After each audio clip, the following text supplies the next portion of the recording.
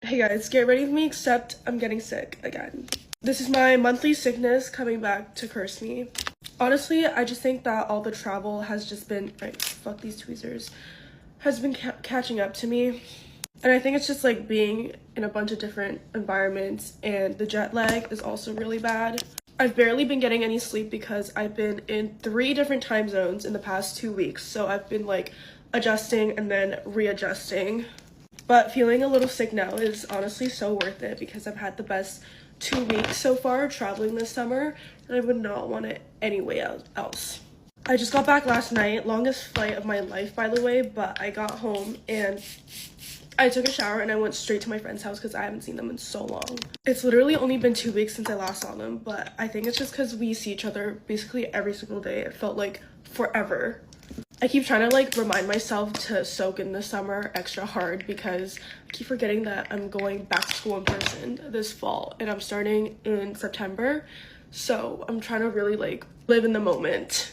I forgot I got this serum from Korea for my sunburn because as you can see, my nose is bright red. Like I said, it was gonna be so red after France.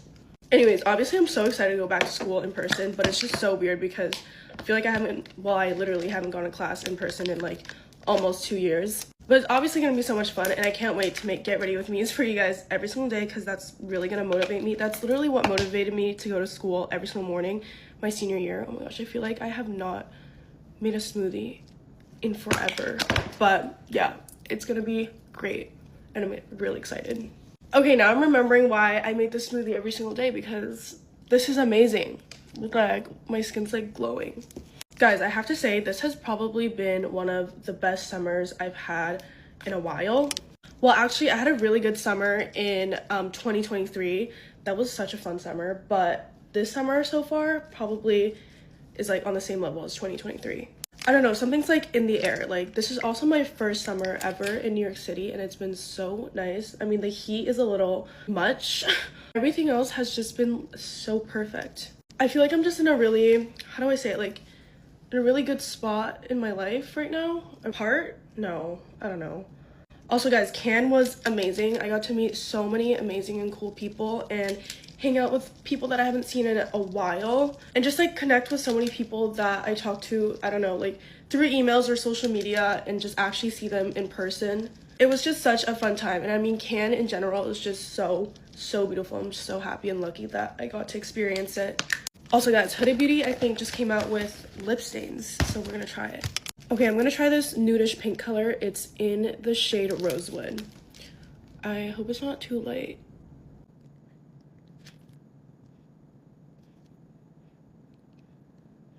Okay, I like the shade, but I wonder how long it's actually gonna last because so far my Benetint has not failed me and I've gotten so many compliments on it and it literally lasts all day. So let's see if this actually will last me all day. I'm gonna tell you the impacts that growing up in a toxic household has had on me, and oh my god, I didn't think it had a lot on me genuinely until I went to therapy, and I'm just like, god damn, like I am kind of fucked up in the head.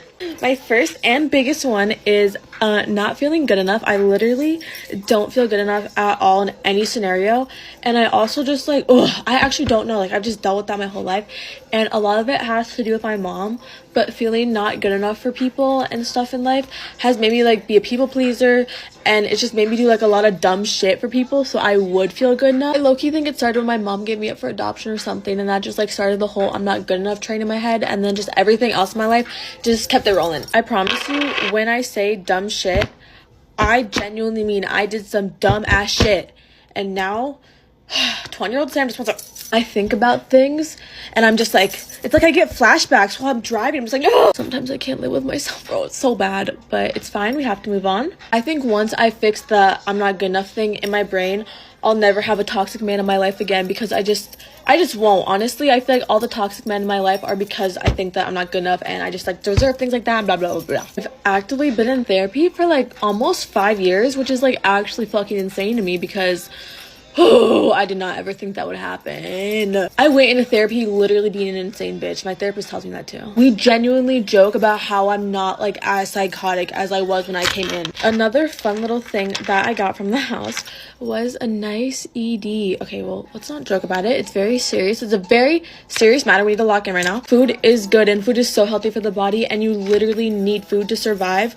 I just sometimes struggle with the concept that I deserve that things, and just that I don't know. And also, like, growing up, my mom also had an ED, and so like I was just very like I saw it so much, you know, and so I just grew up with a lot of unhealthy things. And now that I live by myself, though, I can literally do whatever the fuck I want. I can eat whatever I want. I can eat whatever I want. I can literally do whatever the fuck, and nobody can let me know. It's been so healing for little Sam to just be able to like get up and get whatever the fuck she wants whenever she wants, you know. And I like no one can tell me no. No one can tell me literally anything. I love it. I've honestly dealt with like unhealthy habits and stuff like that with food since I was like 10, and I don't know why. Like, it was actually bad. Like, why was 10-year-old Sam like thinking that? I'm 20 now, so I've been dealing with that stuff for so long, and now I'm on the journey to healing and peace and just everything. Another big thing that I feel like my body just got so much anxiety, and I was just always in fight or flight. There would be literal fights in our house, and like I would just know by the footsteps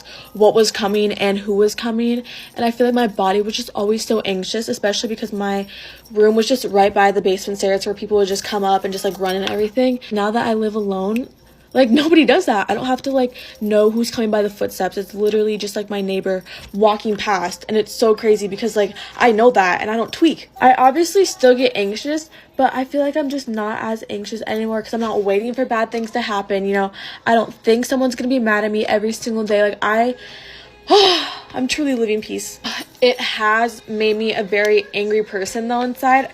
Everybody in my house was angry, so I felt growing up that anger was just the best way to handle everything, and yelling was just like the way to get my point across, which obviously I know it's not okay, guys. Like I know it's not the way. Yelling is not the way. I'm going to therapy. Like, I've gone to therapy. I don't yell anymore, okay? It like still sometimes like I get angry in my head, and like I just sometimes like I just feel like a little bit of like her like peeking through, you know, trying to break through and like break all my hard work, you know. All that was so normalized to me. Like, when I say it was so normalized, like I promise you, like the cops were at our neighborhood, like my neighbors were just like, oh, like, you know, like it was so normalized. Arguments, broken chairs were normalized, like broken dishes were normalized. Like, that was like how I saw communication in my household, which obviously, like, what the fuck even is that? Okay, but that's all I saw. Okay, so I like thought that was the way to communicate with like my mom and like everybody. Swear I have mommy and daddy issues because I was adopted to a single mother, and she never married, like, ever. She never had a boyfriend, like, really.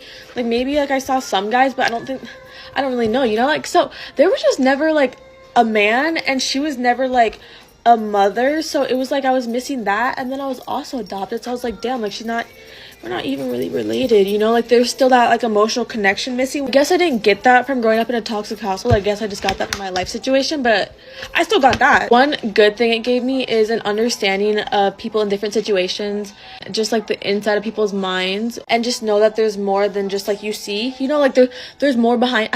How do you say it? There's more to what you see. There's more behind the story. I think it's don't judge a book by its cover. I honestly don't know what the saying is, but it just gave me a better understanding of people and just different things, you know. I don't really know how to describe it. I thought I would do a little get ready with me while I do a story time on why I had to get surgery, because there's a lot of people who've been asking and it feels a little bit weird not to answer. So it all started, I think it was the day before Halloween, and I started to feel really weird. My stomach started hurting, and then I got like a fever, and I was like really nauseous. Didn't really think that much about it, but it like the pain was getting worse and worse, and it was like a different kind of pain, so I never felt like that before. It wasn't like regular, so I was getting a little bit scared. And I was also like really nauseous, you know. I was throwing up and it wasn't going away. At this point it was night and I didn't want to go to the hospital, so I just tried to go to sleep, but I couldn't because the pain was getting worse, and it kind of moved. First it was in the middle of my stomach, but then it was like in the lower right part, which I thought was very weird. So at like 1 a.m. I went to the hospital. I got there, they did like tests and stuff, and they could see that I had like an inflammation in my body, but they didn't know what it was. And I had to wait like a lot. So I think it was like at 5 a.m. they were pretty sure it was like my appendix that had an inflammation. But they didn't have any doctors that could do the surgery because it was the middle of the night, so they actually sent me home again. So they told me to go home for 3 hours and then come back. And I could barely walk, but I had to go home because I think they didn't have like any room for me and whatever. So I went home again. But it was also a little bit scary because if you have an inflammation in your appendix and you wait too long, it can burst into your stomach, and that's really dangerous. Anyways, then I went back and they did tests again, and they saw that the inflammation had gotten even worse. So I got like an ultrasound, so they looked into my stomach and they saw that it was my appendix that had an inflammation. So basically I just waited an entire day to get surgery. And I was waiting in like a hallway, and I couldn't move, I couldn't drink, I couldn't eat, and I was not that great. But in the afternoon I finally got my own room, so then I just waited there. My pain was getting worse and worse, so I wanted to get the surgery, but I was also really scared at this point because I was now alone in like the room. So I was just a little bit scared because getting surgery has been like one of my biggest fears, because just the thought of someone like, I don't know, cutting inside of you and like getting put to sleep, like what if I don't wake up, or like I was just thinking a lot. And then I had to take like a shower, so you had to take like a pre-surgery shower where you put like a very harsh soap on your entire body. You have to put it in all of your hair, and I have to do it like twice. Then my surgery was gonna be at 9, but it got delayed. 2 a.m. a guy came and picked me up, so I had to lay like in a hospital bed, or he drove me in a hospital bed to the like operation room. I met all the people that were gonna do my surgery, and they were really nice, so that was like very important that you feel safe. And then you had to lay down, and they put like hot blankets on top of you, and then you got to breathe in to like a mask. And at first like it felt like I couldn't breathe, but then I fell asleep. Surgery, it took 2 hours, so they did 3 little cuts with this like new technique. So they did 3 little cuts, and then they take out the appendix, which I'm glad that it was my appendix because you don't really need it to survive. I woke up like 3 hours afterwards, and my head was very like fuzzy. It was like really bright, I remember, when I wake up, and my stomach was hurting a lot. That's like the first thing I remembered. But I got a lot of painkillers and stuff afterwards, so. And I got to go back to my room at 5 a.m. I think, for like 2 hours, and then I just relaxed at the hospital like the entire day. They had to do like the ultrasound I think 3 times after the surgery, just to see that everything was. Some things I didn't expect, because apparently they blow up your stomach when they do the operation, and the air gets stuck in your shoulders because it goes up, and your shoulders hurt really bad for like 2 days. And also my throat has been hurting like for, I don't know, because they put down like this thing down your throat when they put you to sleep. The next day they said that they were going to keep me longer in the hospital, but then they kind of wanted me to go home because I think they needed a room for a new patient. So I was like, I could barely walk, but I had to go home. But I also wanted to go home, so I went home like the same day, or like later in the day. And then I just have been very tired, and yeah. I honestly thought that I would get better quicker, but I was kind of feeling bad for like 10 days after, or like at least 1 week. I was very tired and I was feeling like nauseous, and it hurt a lot. But now I'm like starting to feel good again, like normal again. The only thing is that I can't exercise for some while, so that's kind of suck because I can't dance ballet and I can't go to the gym now for a couple of weeks. But yeah, that's my story time.